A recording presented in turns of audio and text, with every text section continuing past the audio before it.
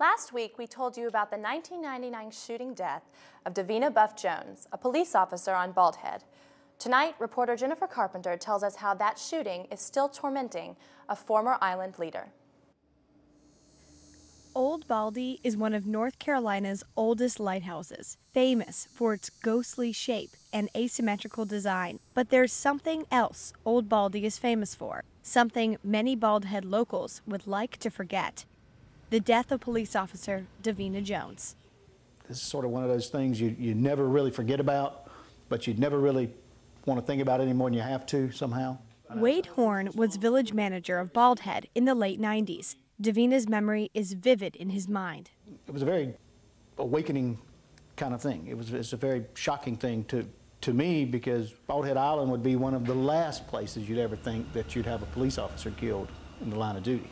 A fellow officer found Davina Buff Jones of October 22, 1999, with a gunshot wound to the back of her head.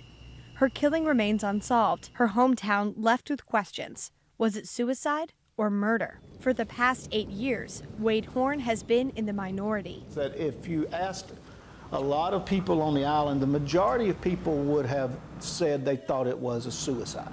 I don't necessarily think that's what people that worked in town government or other areas thought.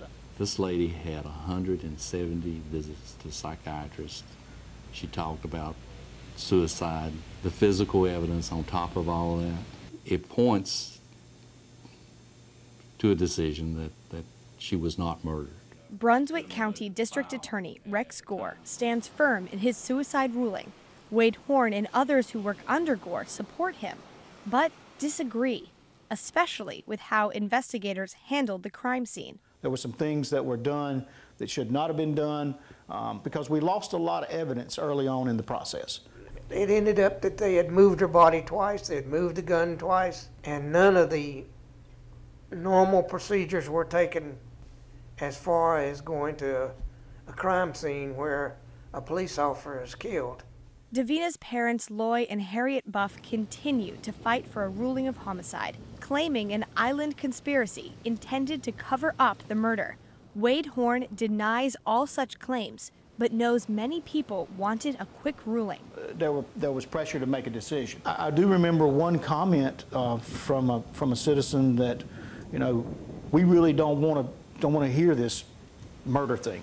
Did the pressure to come to a quick decision lead to the wrong decision? Davina's parents are convinced it did.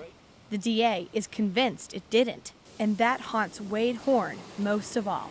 I wish I knew the answer, honestly. I really wish that, you know, because to me what really is bothersome about this whole thing is that we're never really going to know the answer. At Bald Head Island, I'm Jennifer Carpenter. Carolina Week. Friends of the Buff family say Loy and Harriet have spent so much time fighting the ruling about their daughter's death, they haven't had time to actually deal with their loss. The UNC School of Medicine is working with UNC Asheville and UNC Charlotte to develop medical schools on those campuses. The idea comes from the lack of doctors in Western North Carolina and an even bigger projected shortage in the future. The three campuses have formed a committee to write a report to UNC System President Erskine Bowles.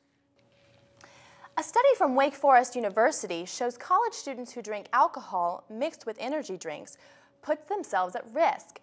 The students were twice as likely to be injured and require medical attention, and twice as likely to ride with an intoxicated driver as those who didn't mix alcohol with energy drinks. They were also more than twice as likely to be taken advantage of sexually or to take advantage of someone else sexually. The study found that college students mixed alcohol with energy drinks so they can drink more.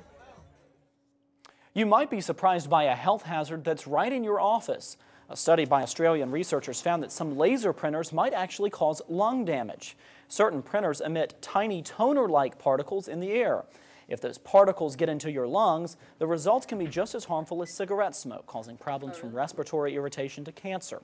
The problem gets worse when ink cartridges are new and images require more toner.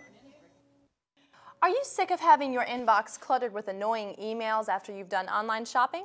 A group of Duke students has created a website that will help you solve your problems. Shoeboxed.com helps you keep track of your purchases by creating a separate email account to organize your online receipts. Geared toward college students, the new site allows users to upload pictures of recent purchases and share them with other members of Shoebox. And students say the idea is quickly taking off. We've really exceeded pretty much every expectation we've ever had for growth. The reality that we have right now is just so much bigger than what we thought. The team will definitely have bigger shoes to fill as they continue to work with new investors and users. And we're joined now by weathercaster Johnny O. Well, Johnny, it has gotten very cold very fast. Yes, it certainly has gotten colder outside, and more cold weather might be on the way. I'll tell you, if you'll need more than a cup of joe or a loved one close by to withstand the weekend.